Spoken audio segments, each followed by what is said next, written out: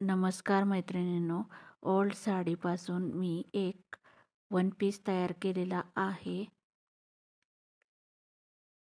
त्या वन पीसची शिलाई प्राईस काय असेल ते कमेंट बॉक्समध्ये मला कमेंट करून सांगा. आणि हा वन पीस तुम्हाला आवडला असेल तर लाईक करा आणि कमेंट बॉक्समध्ये कमेंट करून सांगा की या वन पीसची शिलाई किती घ्यायला पाहिजे.